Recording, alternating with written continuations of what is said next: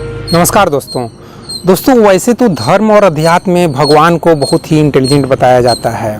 भगवान सर्वशक्तिमान है, भगवान सर्वत्र है। लेकिन दोस्तों मेरे मन में एक दिन एक सवाल पैदा हुआ कि अगर भगवान मेरे सामने आ जाएं तो मैं उनसे ज़रूर यह सवाल करूंगा कि भगवान, आपके बारे में बोला जाता है आप इतने सुप्रीम पावर हो, सुप्रीम कंट्रोलर हो, आप इतने इंटेलिजेंट हो, ये हो वो हो, लोग आपको डेली प्रार्थना करते हैं, प्रेयर करते हैं। आपको क्या इतनी छोटी सी बात ये समझ में नहीं आती है कि कौन आदमी गरीब है और कौन आदमी अमीर है? समझ में आती है कि नहीं आती है? और जो अगर आती है तो आप ऐसा क्यों करते हो कि गरीबों के घर में इतने सारे बच्चे पैदा कर देते हो? क्यों ऐसा करते हो? बच्चे पैदा करने हैं तो आपको अमीरों के घर में पैदा करने चाहिए ना।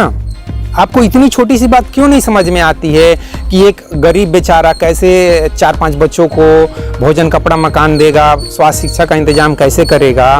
वो महीने में या हर एक दिन 200-400 रुपये कमा रहा है या महीने में 10-15 हज़ार रुपये कमा रहा है और उसको आप 4-5 बच्चे उसके घर में पैदा कर देते हो। क्यों ऐसा कर देते हो? ये गलती नहीं है। ऐसे मैं भगवान से जरूर प्रश्न करूंगा। और दोस्तों इस तरह का मैं एक दिन ऐसे ही कल्पना कर रहा था। समझ लो मेरी आत्मा एक तरह से परमात्मा से बात कर रही थी। तो मैंने परमात्मा से सवाल किया कि क्यों ऐसा हो रहा है भाई, नेचर में ऐसा क्यों हो रहा है? तो भगवान समझो या परमात्मा समझो या नेचर समझो, उसने कुछ जो एक जवाब दिया, कुछ जो मुझे एक्सप्लेनेशन दिया, वही मैं शेयर करना चाहता हूँ इस वीडियो में।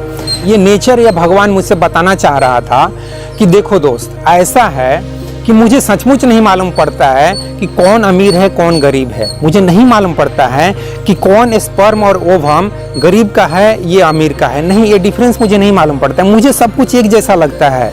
मुझे कुछ ऐसे समझो कि जैसे कि मेरे लिए कौन सोडियम अमीर का है कौन क्लोरीन गरीब का है, मुझे ये सब नहीं फर्क मालूम पड़ता है। मेरे लिए सब कुछ एक तरह से समझो एटम्स हैं। तुम भी एक एटम्स हो, बाकी सभी जीव जंतु जितने भी है ये लोग सब एटम्स है।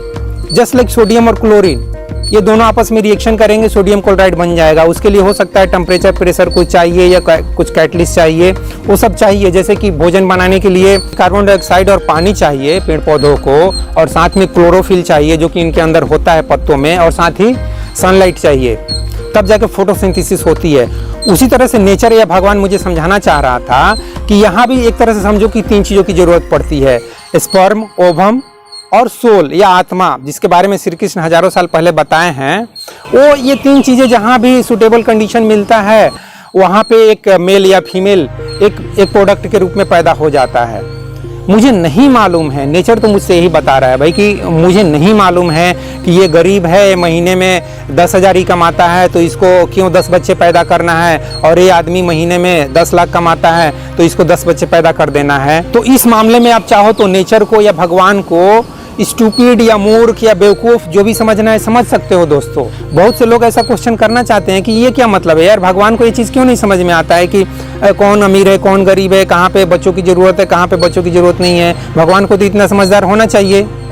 तो दोस्तों जो भी दोस्त भगवान के बारे में इस तरह के सवाल करना चाहता है उन सभी से मैं यही कहना चाहता हूँ कि ये सही बात है दोस्तों। नेचर को या परमात्मा को, भगवान को नहीं मालूम पड़ता है कि कौन अमीर है कौन गरीब है, कहाँ बच्चे की ज़रूरत है कहाँ ज़रूरत नहीं है, कौन बच्चा पैदा करने के लिए संभोग कर रहा है, कौन किस लिए कर रहा है, नहीं मालूम पड़ता है। नेचर को, अस्तित्व को कुछ भी मालूम नहीं पड़ता। आपको अपना बुद्धि और विवेक इस्तेमाल करना है, और तभी हम सभी लोगों के लिए, सरकार या भगवान सभी लोगों के लिए भोजन, कपड़ा, मकान, स्वास्थ्य शिक्षा का इंतजाम कर सकती है। गरीबी, बेरोजगारी और बाकी जो भी समस्याएं हैं उन समस्याओं को दूर कर सकती है। तो दोस्तों आप चाहो तो इस तरह से नेचर और भगवान को मूर्ख, बेवकूफ़ भी समझ सकते हो। वैसे तो मैं नहीं समझता हूँ, मेरे समझ से तो नेचर और परमात्मा ये सब काफ़ी इंटेलिजेंट है। मैं भी वो आइंस्टीन से सहमत हूँ। आइंस्टीन साहब कहते हैं कि अगर इंटेलिजेंस और नॉलेज एक समुद्र है तो उस समुद्र का मैं एक छोटा सा ड्रॉप हूँ, एक टीनी ड्रॉप हूँ। तो मैं भी आइंस्टीन से सहमत हूँ।